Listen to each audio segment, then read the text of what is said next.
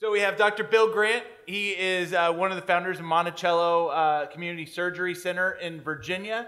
He's representing the East Coast on my side. We have Dr. Sherif Khattab representing the West Coast from Ocean Surgery Center. And then in the middle, we have somebody that I've talked to and actually helped build our website. If you saw that our website got an upgrade in the past couple of months, it's because of this guy right here and Better Doctor. BetterDoctor.com does a lot of stuff. And I want Ari to kind of talk about, well, he's set up to talk about how they see people shopping for healthcare and how they can help the shopping for healthcare. And Dr. Grant and Dr. Khattab are going to run through what they've seen and the competition they've seen starting their practices. So, Dr. Grant. Well, good afternoon. I'm Bill Grant. I'm an orthopedic surgeon and call Charlottesville, Virginia, my home. I appreciate Charlie inviting us out to be able to speak about our experience related to our community surgery center. I just have to say, with regard to Maria's talk, I guess we were warned that we had to pass this act before we really understand what it was about. Although it did make me think about finding Dr. Josh out here somewhere and see if he brought his Imitrex with him so that we might be able to utilize that. At any rate, we have established a community ASC in Charlottesville, and it's based on a free market basis. Let's see here. But we're not in yet a completely free market. So Charlottesville has a service, or has a population of about 120,000. Our service population, 300,000.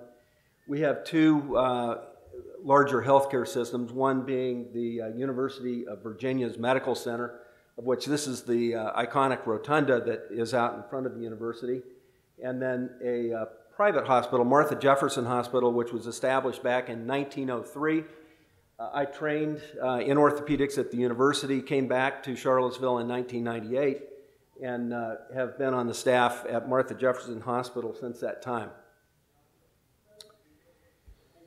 Our state of Virginia is one of about 20 plus that continue to have certificate of need laws. And in about year 2000, it appeared as though that was going to sundown, and there was a group of surgeons that felt that we should be operating for our patients that had outpatient surgical needs, not within the hospital where we had currently been, but to establish an outpatient center. And we started looking into doing that on our own, and there was some pushback and a significant desire on the part of our community hospital to work with us on that. We spent about 18 months on a steering committee and ended up forming a 50% partnership that was between 32 of our surgeons and Martha Jefferson Hospital. We opened up under the name Martha Jefferson Outpatient Surgery Center in August of 2003. This is a shot of the medical office building that we operated out of. We occupied the majority of the second floor. We were identified as providing quality care. It became profitable very quickly. It was surgeon managed, it was run very efficiently, and there was a very strong repeated hospital commitment that there would never be a sale of our community hospital to a big corporate system. That was until it actually happened. And it happened without any discussion. We were advised that a decision to go down the path of sale had taken place at a board meeting the night before it was coming out in our local paper that this had happened. That was in September of 2010 and finalized in the following year in June. And so our hospital became their 14th in their system. They're a big entity. They spend about $1 billion a year with regard to their operating budget. And so that really threw a kink in things. I mean, I liken this as to kind of the situation that two partners owning the community hardware store might face if one partner went out and talked to Lowe's and had a deal on the side and without discussion came back and said, I've sold out my half, and if you knew what you were doing, you'd agree and go along with this. We looked into the possibility of going down this path of being partners with this large system We wanted to maintain our community ties. We didn't want to be swallowed up by this large entity. We had looked into some changes in ownership where the physicians would actually have a controlling interest, and that really went nowhere. And our operating agreement said basically that if the hospital had sold itself, that we had the obligation to buy them out. And that's what we ended up doing. And we went through with a redemption agreement in July of 2012. Unfortunately, because it was a medical office building that the center was leasing the space from, they terminated our lease with plans that they would backfill in after we left. We filed the relocation application for the CON with the state of Virginia in July of 2012. The state staff that studied it came back in September and said, sounds reasonable to us. We weren't creating another operating room. We're a 4-room center and 1 procedure room. And that decision was put out, but unfortunately appealed by the acquiring institution, Centera. So in December, 2 months after we were told by the state that we ought to be able to do this, we had to sit in front of a judge and go through the whole process of discussing this whole thing. We were there for 6 hours, lots of testimony, and the judge told us that normally, there is a 45-day statute for him to be able to give us the answer, and that because of limited state resources, the good news was the year before they had a 9-month delay. Our delay would only be 7 months. We were going to have a 7-month delay, and does anybody have any qualms with him taking that? Because if they did, we likely wouldn't like his answer. And this is all in the auspices of his telling the court reporter to go offline. This did not get recorded. So we had a real challenge, and the good news is that by then July of 2013, we got the green light to proceed.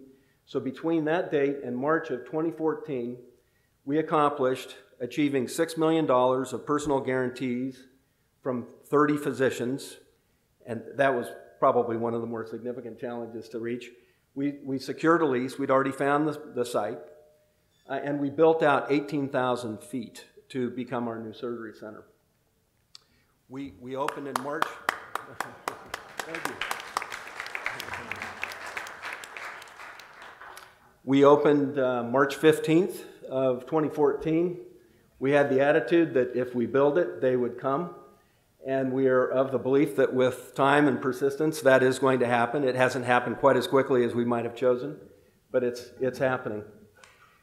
The challenges that we have seen is, we're in a small market area. We've got a small pond, and we share that pond with this shark medical institution that we separated from.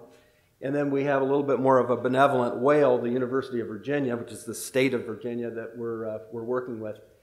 That buyout of our community hospital was to the tune of $3.4 million and being paid out over 5 years. And the good news is we've paid off 3.5 years of that at this point. We found that there were a lot more challenges as far as executive management of our ASC. We were on a parallel path with our community hospital. We had shared goals.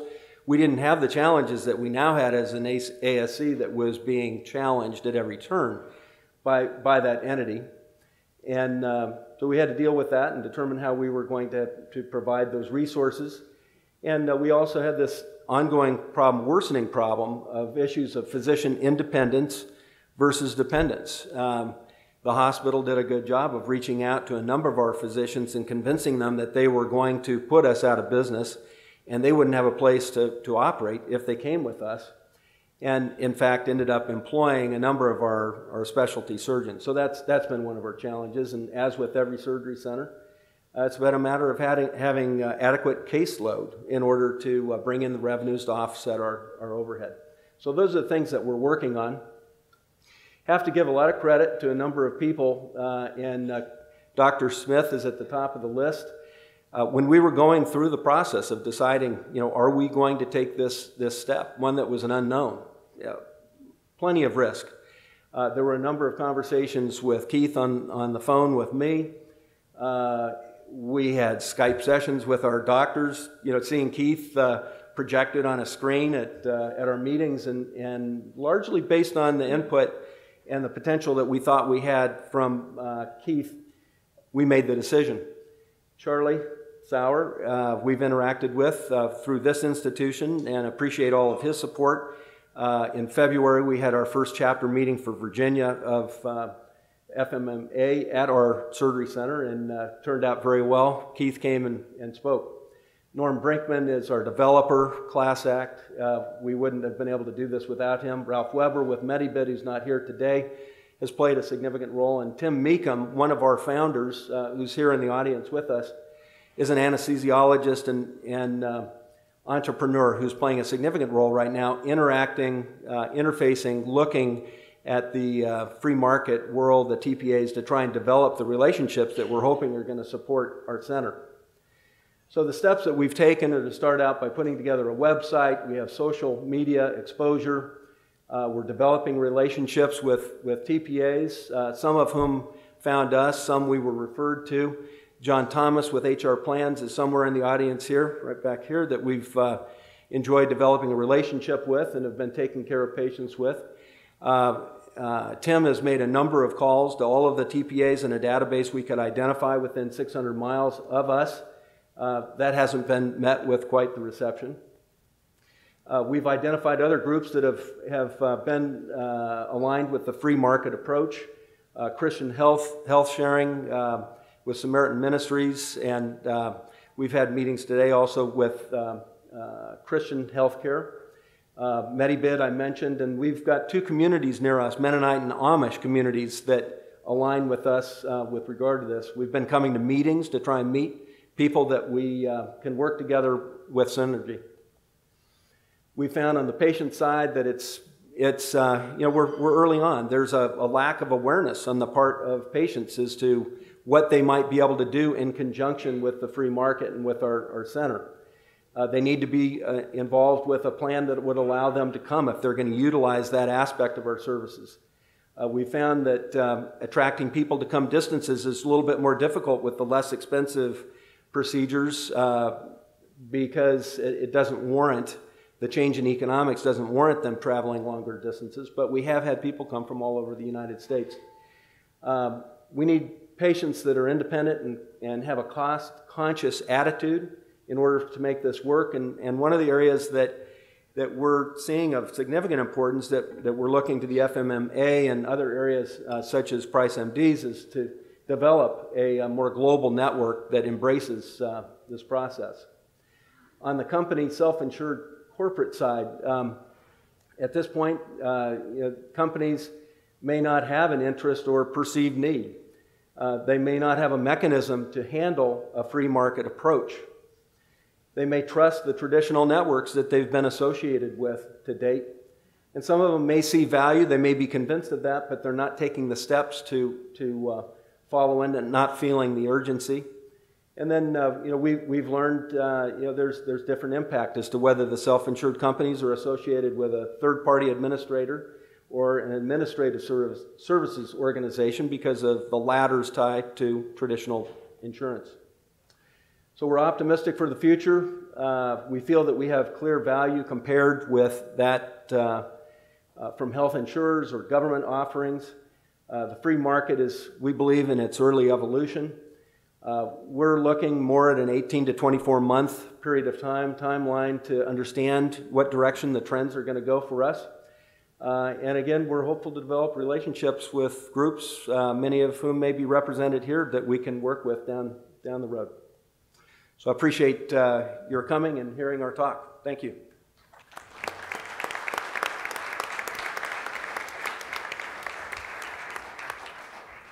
Moving to the other coast, we have Dr. Khattab, who has kind of a similar, he's kind of a small fish in a big pond, but there's lots of sharks swimming around him. So it's a different story with a same arc. Very well said. Thanks for inviting me to share a little bit of our experiences from Southern California. It's much more than twice what it was last year. So Congratulations to the founders. Congratulations for everyone that is here, that is curious, that is searching. It's wonderful to see, and it's certainly energizing for us swimming with the sharks in Southern California. I'm a totally different value proposition. If I will depart from Dr. Grant's, this is a big achievement, what you've done in Charlottesville. So I've lived in the cash business since 1988. I'm a plastic surgeon. I do reconstruction. I do cosmetic. So I'm very aware of the cash business. So that's been my life since 1988 in Torrance. Torrance is a small community, probably 350,000 population. The draw from LA County is probably 12 million. Okay. In my little city of Torrance, which is neighbored between Manhattan Beach, which is where Shaquille O'Neal lived for a while, and Long Beach, where we have the ports of Los Angeles and Long Beach harbors, combined are the biggest harbors in the country. This little community called Torrance, and it's business friendly. Last year we had seven other surgery centers in Torrance. This year there is 8. One of them is an orthopedic surgery center developed by a very, very capable orthopedic surgeon who declined to submit to one of the big surgery center companies that are publicly traded. They threatened to drain him. Since we're talking about difficulties, the big company wanted to drain him financially into anti-compete clause competition. So instead he said, I'll go 15 miles south, I'll go to Orange County, 2 years, and he came back, and he wanted his own place. He didn't want any partners, and he's successful, and he's been open for only a few months. He's got hurdles to jump over, like everyone else. From a surgery standpoint, Dr. Keith Smith has built his ideals and principles around his facility, but the ideals stand for primary care, for anesthesia, for all specialties, for on-site clinics, for and in all communities, in my view. Difficulties will change based on the market, because medicine, if you want to segment this so you can break it down to pieces that we can manage as free market folks, and then reintegrate it into something that is totally free market and totally new compared to what we have now, you have to consider Medicare versus non-Medicare. You can't fragment Medicare because they have the deepest pockets on the planet, and they're willing to charge us more taxes, as Maria mentioned, so they can continue to provide for the inefficient systems that exist. So if you're going to provide Medicare, you have to have a different business model from a surgery standpoint, or from primary care or other specialty care. If you're going to compete in Charlottesville, it's totally different from where I live. In Southern California, and I'm going to try to focus on that for a couple of minutes and then invite questions based on this thought process. Every community has different set of challenges. You're governed by the local rules, regulations. We don't have certificate of needs, so the government in our neighborhood decided actually 6 weeks ago to tighten the wrench on our accreditation. Our facility has been Medicare certified since 2006 and has passed inspection by consultants twice before 2006, once in 2006, 2009, 2012, and 2015. 6-7 weeks ago, we passed credentialing and everything with minor changes and blemishes as needed and upgrades. And then the LA County Health Service, on behalf of Medicare and CMS, regional offices in San Francisco, decided to audit the credentialing organization that credentials our facility. On behalf of CMS, because CMS doesn't have surveys. I'm a Medicare surveyor myself. But through Quad ASF, there's AAAHC, and then there is Joint Commission. So to audit Quad ASF, they send a second battery of surveyors, which made our life very, very expensive in the last 3 weeks, with, you know, with many unpleasant things. So you just have to, if you really want to develop this, you have to know what you're getting yourself into. Certainly when you have partners and you have a strong presence and reputation in your community, then you should go ahead. And the Free Market Medical Association is true to their words. They are really for change, okay? That's what helped me continue on my path. I'm by myself in a shark-infested community, and the employers that we've talked to, well, this works, you know. I mean, this is, how come nobody told us about that? I said, well, because there's, you know, entrenched ways of you having, as a self-insured employer, having your own product. The TPAs that we've talked to in Southern California, and through referrals from folks that I met here last year, actually, they were also concerned because their existing book of business may be a little bit shaken up, you know. So that was a concern, and I respect that, because I'm not going to quit my medical practice to build my surgery center to be a free marketeer. One has to transition. And I think from an anesthesia standpoint, there was a concern raised, and I can feel on the provider side what the issue is, but also the employers are concerned. How much of this is going to shake their existing structure? Jay has been an incredible resource for us, not just him, but his whole team. He's made it, you know, possible for us to ask some of his professionals to assist us with our endeavor. And these folks are real. Okay, and this is going to happen, and please grab any opportunity that you can to establish a relationship today, because it is important, it is vital, it is for all of us as a community, it's of all of us as a country, it's all of us as a society. This has to happen. But no one person can do it by themselves, or region, or state, or, you know, so I'll leave it at that, and welcome any questions that maybe I can try to answer. But let's hold off for questions for just a second. Okay. And I think we'll have Ari go, and then we'll save questions for the end. And you know, so as we've heard, I mean, it's the sharks are out there. This business is a hard one, and the business is there. We have the sharing ministries, we have the self-insured businesses, we have the TPAs.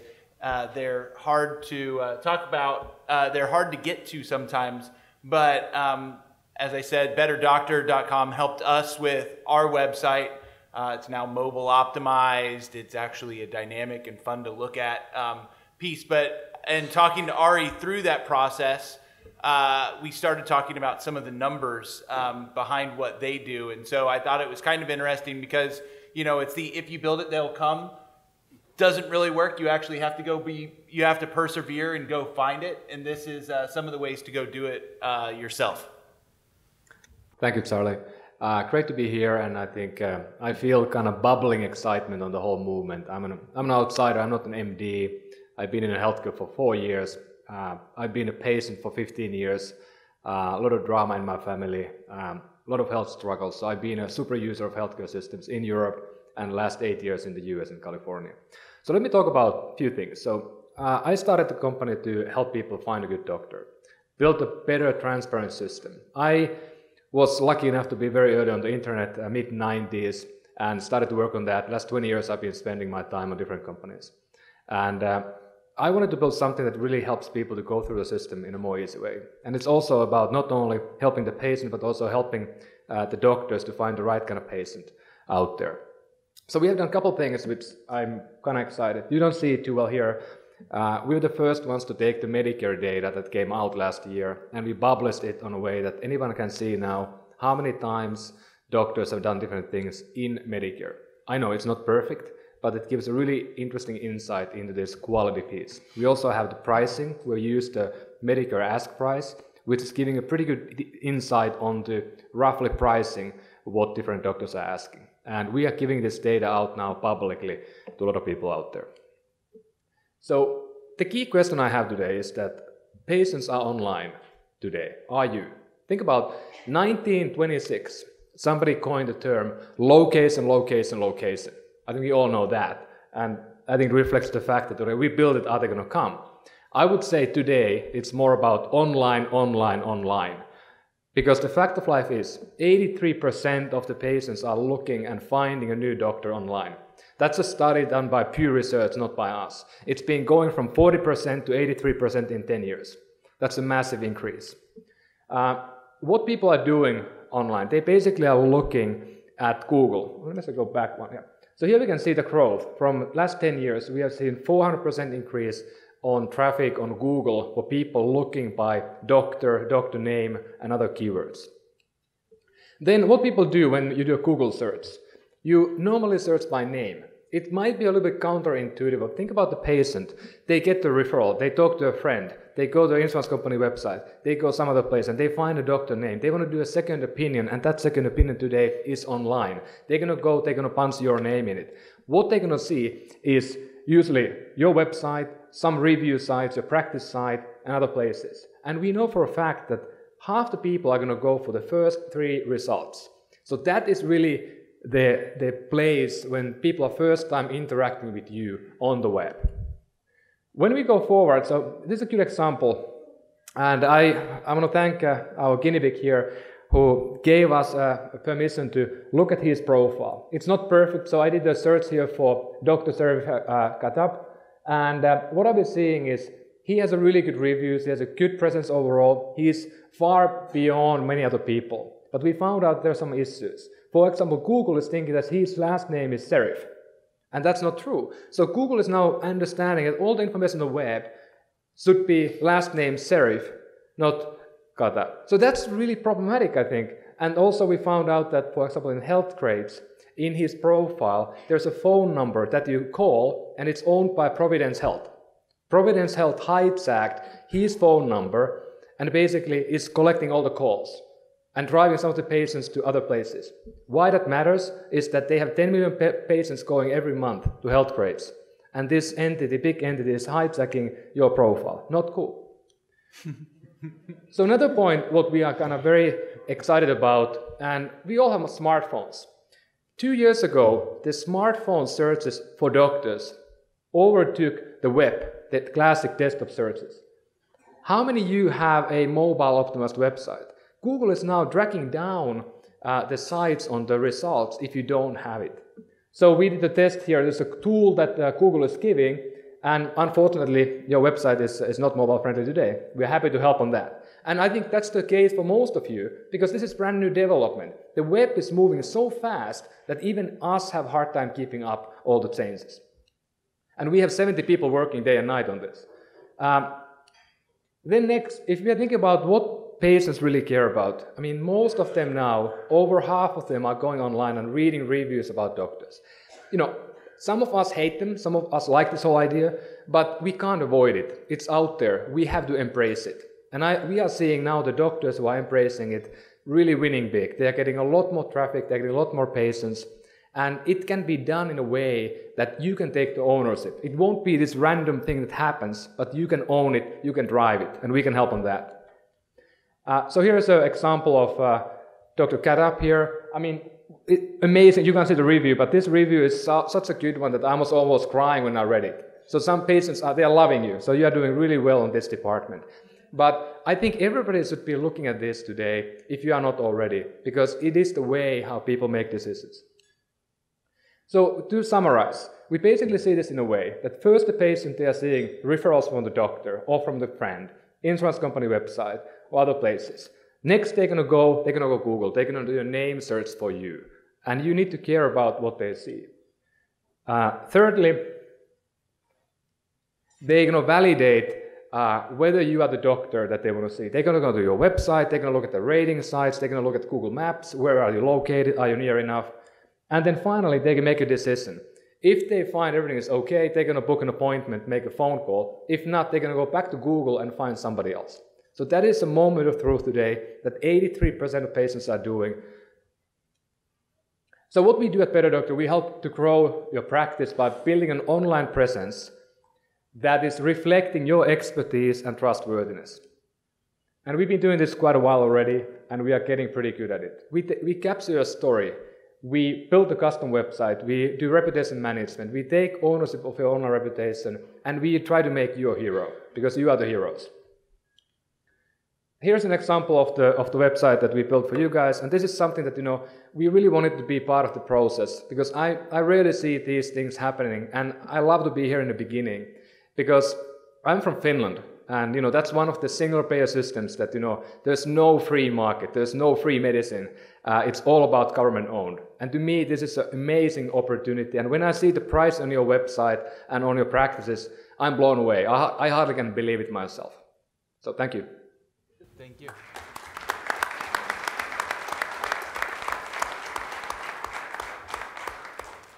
Doctor, if you have questions, if you can make it to the mics, and I'm going to take one because we kind of got the question earlier of what has the competition been like with Centara? I mean, are you, how hard is it? Can other people do it? Should other people do it? Well, again, I think it has to do with the environment that you're in. In our particular environment, we're in a little bit more of a smaller population. To answer about Centara, we've had pressure with regard to an orthopedic practice having been purchased, so that they're now employed, and contractually the doctors that had used to come to our center are no longer able to do so. That's one of the more significant constraints. There's a marketing budget differential. They have much deeper pockets to engage in that. And when they did so for the orthopedics department at Centara that they had just broadened, that then was an impetus for the University of Virginia to say, well, we can do that too. So those are all pressures that we've been dealing with. But we've been involved in the community since 2003. There is a loyal following. Yep. So we've got a good group. One of the things I like about the FMMA, and one of the things I like what we do, is the time that Dr. Smith is willing to spend with people, the time that Jay is willing to spend with people, the time that I know Josh Umber is, and I try as well, although I'm not as helpful as some of those guys can be. But if you are in these fights and you need help, call us up and we can talk about it and help introduce you to the people that might help you through it. Yes. I've learned a few things about the internet. I have two sons that are involved in the industry, and they help me a great deal. Nevertheless, in a medical practice, if that's not their bag, it's not all that helpful. So my question is this. With Google and the other aspects of search that are available on the internet, can that be a self-sustaining manner of putting yourself before the public you want to be put before? Or do you have to use things like mailers and different forms and radio and other things to augment it? In other words, can I find a website that if I just manage the website well, that's all I have to do? I don't. If you start a new practice from zero, I think I don't know about radio, but approaching the local community is very key, and it can be done in many different ways. I think also what we always recommend to a lot of doctors is to talk to the local network of doctors. It's a tight-knit community. You need to get the referrals moving. You need to get the word out there. If you move to a new city, it's going to be very hard. There is not a single tool. What we try to do is to, as an example, we update the information in about 64 different places. And people now can find doctors in over 1,000 different places on the web. And it's a very complicated world. There won't be Amazon for doctors if Google will not become it. Because healthcare is a lot more fragmented, a lot more complicated, as we all know. So that's why I think it's so complicated. And I think like I said, we have 70 people working day and night, and we try to make and keep up with the Googles. It is very, very hard. And I know people at Google who are friends of mine and they give me insight, but still they don't even know what's going to happen next. So I think what I can promise is that if you come, sign up after this, for example. We can do a free audit for you, and we can give you feedback what you could do better, because I think that can be very helpful. Thank you. Yeah. What Ari is mentioning is very valuable. Digitizing your services, whatever they are, is very, very valuable. But in medical care, there's different tiers, if you will, of providing medical services. If you just want, your son to have their vaccine so they can make it on the tryouts for the team, you may run into any place that is open that night so that your son doesn't lose the chance to get on the team. That is the simplest encounter. It's one done and finished. You can walk into a clinic, you can walk in a minute clinic, whatever clinic, or that's not what we're talking about, but it's going to happen because people are seeking convenience. People are doing many, many more things today than they were 10 years ago, and so they just, convenience is important, price is important, but we are offering them freedom on that. When you're talking about surgical services, it's different from a vaccine that is one encounter. Primary care is in Southern California where I live. It's about 10 or 12 years ago that the concierge, the Joshes of Southern California started 10 years ago in Torrance. And it's fair to say that they have full practices. They cannot take another patient. And I asked them, and they're friends of mine, I said, so how you do it? And they have different programs, but they are treating the sickest patients in Torrance. These are the patients that are paying out of pocket to go and see these physicians on a concierge agreement so that they can stay away from the hospital because they know they don't want to go to the hospital.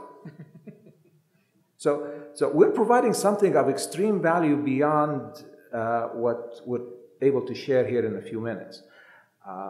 From the medical side, from the provider side, so anybody that's aspiring, young people especially, because Keith mentioned I'm a generation, maybe a full generation older than Keith, and then we're having difficulties. So my daughter, who's in business major, said, "Dad, you have to talk to younger people." Okay, and it's true. The times are changing. What Ari is bringing to the table, what PriceMD is bringing to the table, you have to consider that. And relationships could be established, but you need trust. If it's just a vaccine, it's like grabbing a sandwich and running because you have to. But you establish a relationship at the primary care level, that's a profound relationship. And if you build it on free market principles, that's lasting for generations to come. We'll come over there in just a second. Dr. Smith? Well, I just want to make a point. This is a great panel for a couple of reasons. I've had questions, I know, from some of you in emails, and some of you today, here's my challenge. Here is what I'm struggling with. Here is the stage I am in the process of developing this free market facility.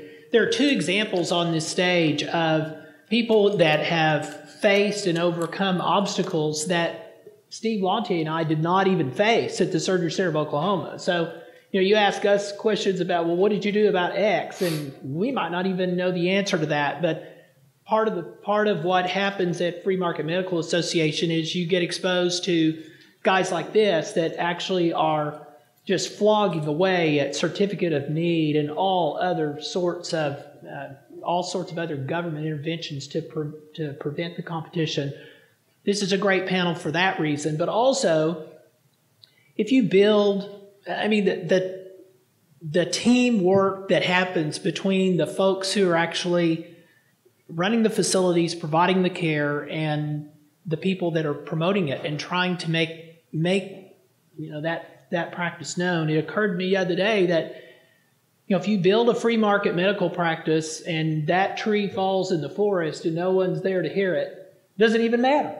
And that's why a lot of physician groups very mistakenly see the third-party administrator or PriceMDs or your company, Better Doctor, as an interfering intermediary, and that could not be more wrong. Because if the free market ideas fall in the forest and no one, it reminds me of that old joke, if a man is alone in the forest and he speaks, is he still wrong?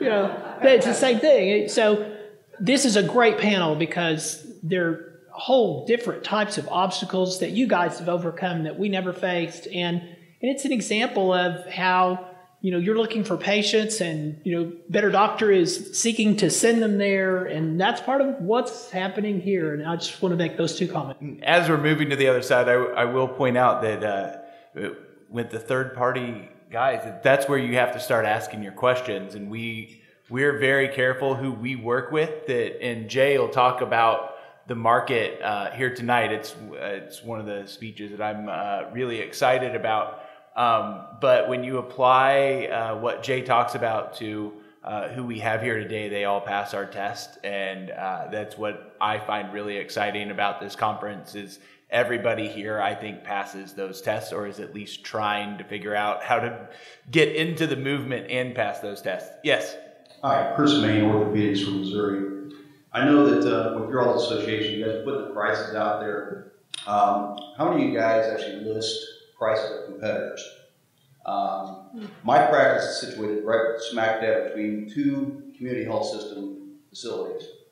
I'm sure they're not here because we're an affordable place. They're charging $120,000 for a total knee, $50,000 for an ACL, which is absurd. I have my own surgery center. We're busy, but I certainly would like to knock those two hospitals out as much as possible. So when you get down and start saying, this is what you're going to get charged if you go to one of these big hospitals, but you don't have to. You can come to a surgery center and get it done for a hell of a cheaper. So do you promote your competitors at all? Or at least advertise? Well, we have not advertised our competitors in the way that you're referring. We haven't commented on them, and I think if we were going, part of the problem is if we wanted to get what that global cost would be very difficult to get in order to post it. My patients bring it to me. I like seeing the EOBs when I take them there. I have to because they request it. I think that would be a good approach, but no, we've not embarked on that. It might be at least a way that we could deal with our shark friend in our pond, but interesting. For the plastics bill on the panel, $160,000 for a breast reduction. $160,000? Yeah. That's a little high. How about $141,000 for a gallbladder?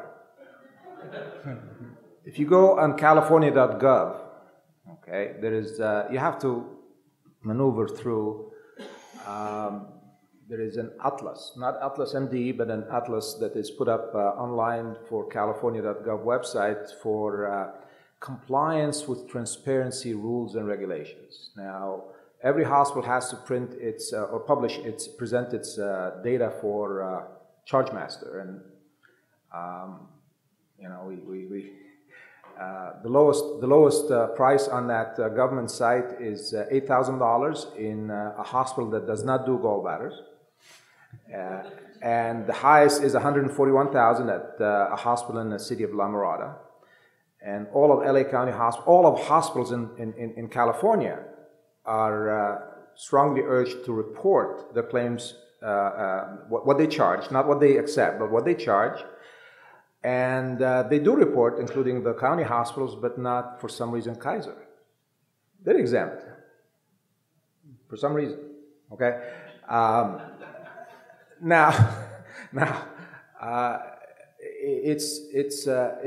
So there are prices out there already. You can find prices. It's amazing when you start thinking about free market principles, and if you're really a true advocate of that, and you really want to make an impact, it's amazing what's out there already. For me, I just needed to meet Keith once. I heard about him, and then I met him, and he's a real person. And he's sincere and serious about this. So there is so much information out there, and Ari pointed out to the plastic surgeon that's on my Google page, right? She's a friend of mine, okay? And actually, she took the residency in the University of Chicago that I was going to take in 1986. That's how close we know each other.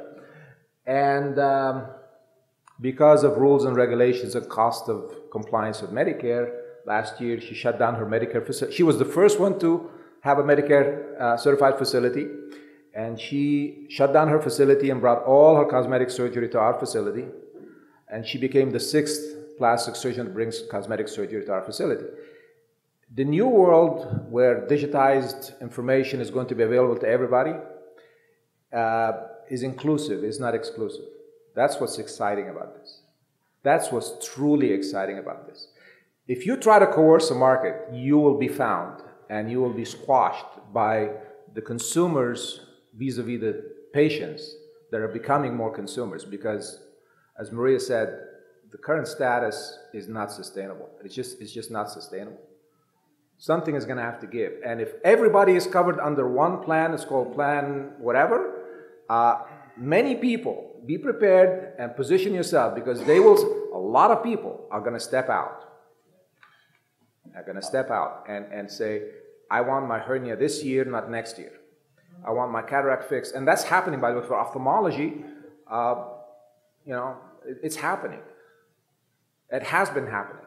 So, Doctor, we have 2 people at the microphones, and we have a hard stop coming up here very quickly. So we're going to take both of these questions, and then we will adjourn to the back. Yes, ma'am. Speaking of the new world, it sounds like Better Doctors would be a very valuable service for most of us, probably all of us. I'm curious, how do you pay your 70 people that work 24 hours a day? How do you make your money? How much does this cost us? Great question. First of all, we try not to be a consulting shop that you go and get a website and then they forget you once they get the bill. We are monthly based with some setup fee, and we try to keep up with the web every day and provide a service, not a consulting one-time offer. Prices will depend on what we do, so there are different packages, ranging somewhere between, let's say, minimum probably 4,000 a year to up to 20,000 or higher, and depending on the size of practice, for example. And we think that the value should be something that can be quantified to some extent. I think in the beginning the key is to have a reputation and presence online, but then I think going forward there has to be a ROI as on any service. So we focus on providing that. And today I think we mostly pay our salaries by friendly VCs from the Silicon Valley who invested in our company, and I hope are pouring more money so we can grow even bigger. Thank you. Yes. My name is Linda Pan. I'm a second-year medical student at The Ohio State University. I was wondering if you could speak a little more about social media and the role it plays in both, I guess, in general starting up, but also, how can we promote free market ideas using it? Thank you. I think social media is something that, and I feel bad about this because you are being bombarded by so many people who are selling something, and often they might sell you social media, marketing, whatnot.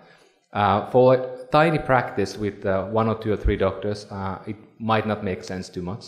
But if you are trying to build a community, if you are building a long-term relationship, let's say as a primary care clinic, I think it makes sense. And it's a very powerful tool if you can get the patients to be on your platform on social media, sharing your stories. But for most of you, I think it will be a waste of money in the beginning. It is very hard. I mean, we have dedicated people, 2 people working on social media. It's not like it used to be. I mean, you were able to kind of grow big to be 100,000 followers and you can get real value quickly. Now it's going to be hard work and you have to pay to play. In social media, you pay to play. It's not free anymore. It used to be free 2 years ago, not anymore. So I would advise of not looking at that as a first thing to do. More important to have the basic things right, and then that's like a 5th thing to think about, not the first. All right. Well, thank you all.